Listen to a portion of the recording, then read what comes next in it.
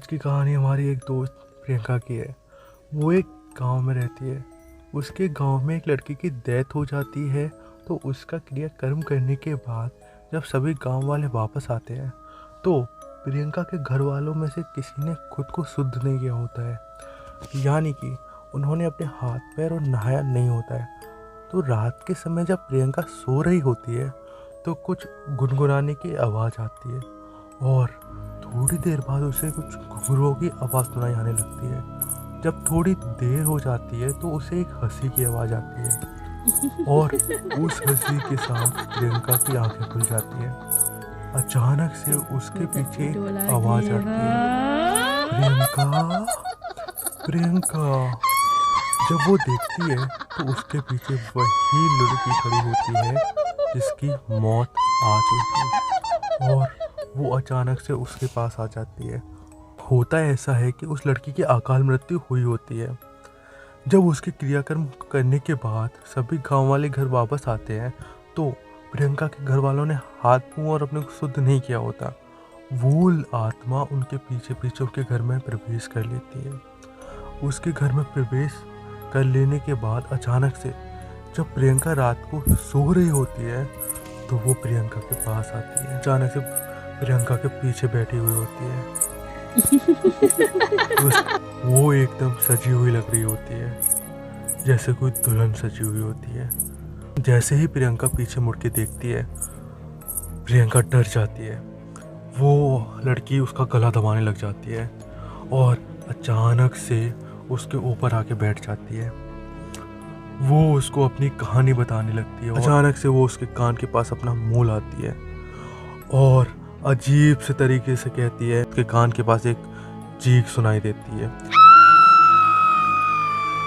प्रियंका सहमी हुई थी और कुछ कर नहीं पाती।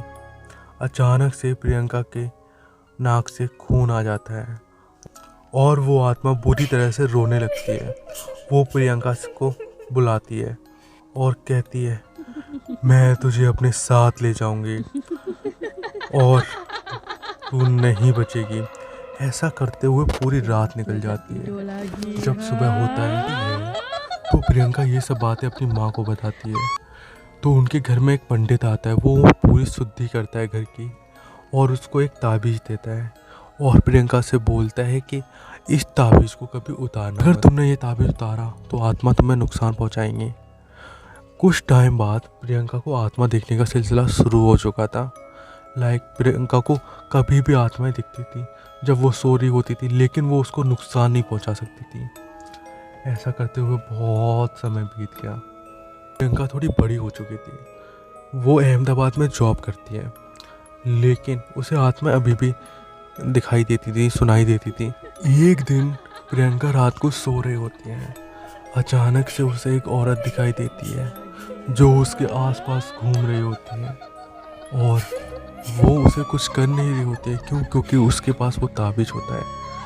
लेकिन एक दिन प्रियंका से काम करते हुए वो ताबीज़ कहीं गुम जाता है और उस रात वो लड़की उसे फिर दिखाई देती है। जब वो प्रियंका के पास आती है और तो बोलती है, मैंने तुझसे बोला था ना, मैं तुझे अपने साथ लेके जाऊंगी। और ऐसा करने के बाद अगली सुबह प्रियंका की लाश एक पंखे से लटकी हुई मिलती थी। हेलो दोस्तों, आई एम योर रोस्ट पक्षी एंड ये था हमारा आज 18वां दिन 75 डेज चैलेंज का। और हाँ, आज की जो कहानी आपने सुनी वो एकदम रियल स्टोरी है। Thank you, love you all.